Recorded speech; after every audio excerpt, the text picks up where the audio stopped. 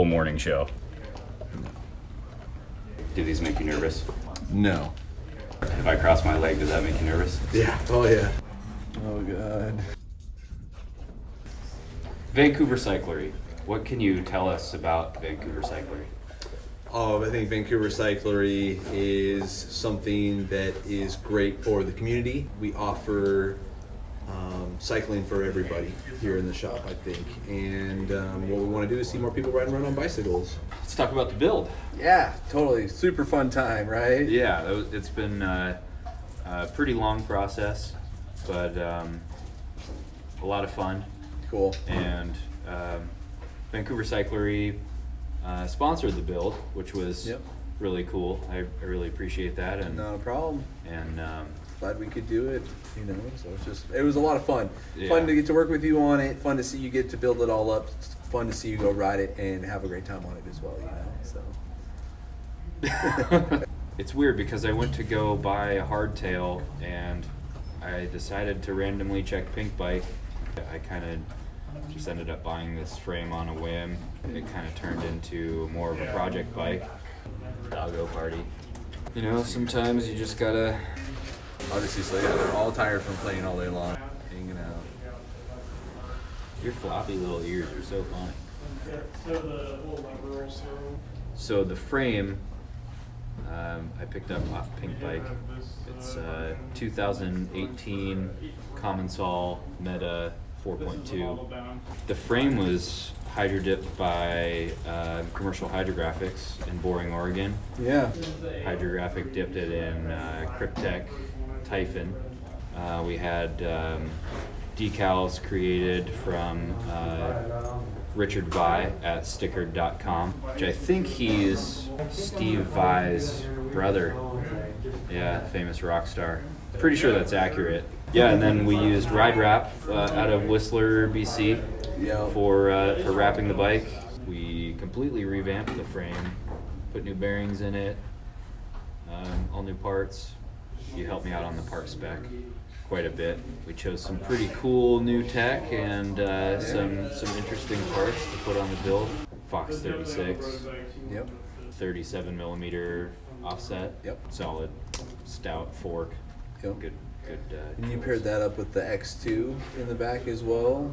Wait until Nick's like 6 pints deep to interview him. All right, so this is Jake, Vancouver Cyclery mechanic. He did a lot of the work on my bike, built my wheels. What do you think of those wheels? I definitely like the wider platform for some of the thicker tire options that we're running nowadays. It'll be my first opportunity to use the build up the Onyx hubs. Oh too, yeah, which is the spread clutch. Certainly a different. Yeah. A little weird your first time when you don't hear anything when you spin the wheel. For sure. Yeah, no noise on the trail. No noise. Just bike, just tire.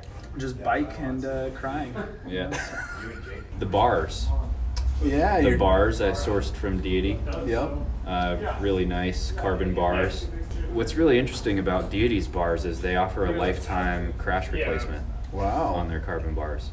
What stem did you put on it as well? You had a really nice stem that you put on it. The stem actually came from Anvil Components, which is an offshoot brand of Transition. Next thing that we did, which was cool, was a drivetrain. And we pretty much got a whole drivetrain with the new SRAM Axis group set.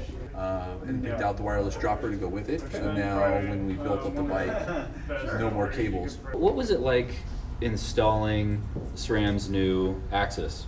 Yeah, wow. Let's be honest, pretty easy. Yeah. And I think that's pretty cool.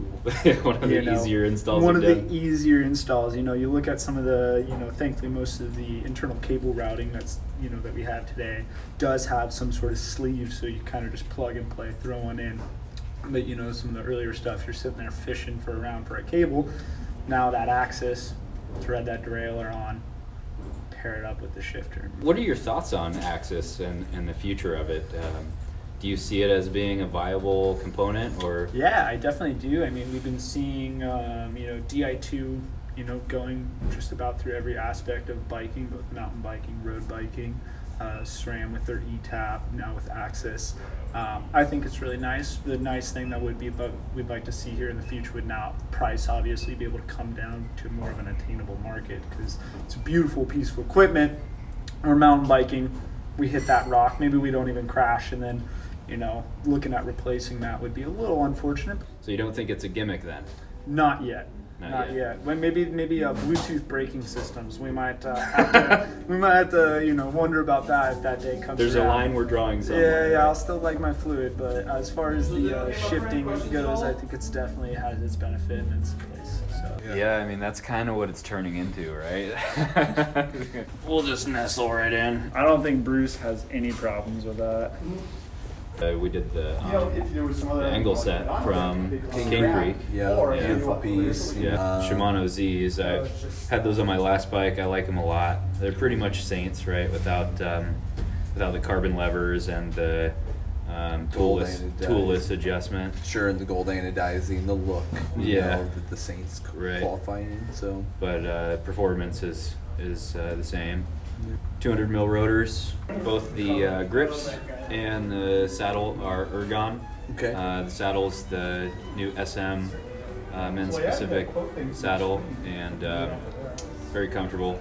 The ergon grips, I use the slim version of the GE1, and I like those grips because they put me in position really nicely. They have just a little notch next to the finger. They're the factory Evo, I think. Okay. So they have a little bit tackier of rubber. So what do you think of the build in total? So what was did you have a good experience? Yeah, working on overall, this bike? the bike definitely went together real nice. I think it was really cool being able to take a bike that most people wouldn't, you know, think like, hey, I'm going to do a pro build on this frame. It's not the newest model, and you're like... It's not carbon. Yeah. It's a year old. It's a 2018. I guess it's only a year old. It was a frame from a sponsored rider that was just trying to offload it. So, you know, and I think not all the- that is really cool, you know, just the idea behind it. I think it was a fun project to work on. Yeah. So I asked Will these questions too. What's your take on direct-to-consumer brands? Oh, I think they're rad. I think Yeah. they're absolutely rad. Like, there's always going to be a market for in-house, and I think there's a reason for it to, you know, have certain bikes. But I think direct-to-consumer bikes have really stepped up in the game, and I think it makes other brands have to try harder. I mean, some of my favorite bikes are direct-to-consume. Yeah. I'm looking at a Canyon right now. It's a super rad bike. Canyon makes good bikes. They make great bikes. Yeah. I think more the merrier. I think it drives competition. It's hard on us because of the direct consumer pricing that they get. I don't necessarily always think that that's a bad thing, you know, because I feel like having the two sides to Vancouver Cyclery, which is the sales side, which would be new bikes and products, but then there's the service side. So people that still buy bikes online still need to get them serviced somewhere, so we still pick up business. Vancouver Cyclery is a Trek dealer. Yep. Do you think that you'll start to offer more brands with that? People bring in other road bikes like Bianchis. People love them. I could do Bianchi as a brand. Getting some other things that are maybe not as mainstream, but are very popular in the industry. What do you think about smaller boutique brands like Pivot, Ibis? I guess a larger brand being Yeti, and do you ever see a future of carrying those types of bikes? I do. I just, and I think they make amazing products. You know, I see lots of them. They've been coming in for service. You know, Santa Cruz is one that a lot of my employees love and ride as well. Seems to be a very popular name. I think brands like that are great. Need to find out if that's a market that we're going to have, I guess, in the store. You know, competitors like Canyon or YT. Selling bikes that are very comparable to what that Yeti would be, but at a much lesser price point. Right. You know, it's tough as we go up in price to carry those bikes in store when people can shop online for them and save usually hundreds, if not maybe thousands of dollars, and make that purchase. Well, man, thanks for letting us be part of your bike build. You know, I think that we all had a lot of fun here in the shop, and look forward to the next one. You guys are churning out all these really high-end bikes, and Yeah. this just adds one to the list. And I appreciate everything that you guys have done for me, you know, sponsoring the build, and I think we made a really unique and special bike. Thank you for watching. We'll see you later. And if you guys like the video, be sure to hit that thumbs up button and subscribe. We'll probably make some more stuff. Yeah. Cheers. Guys. Bye.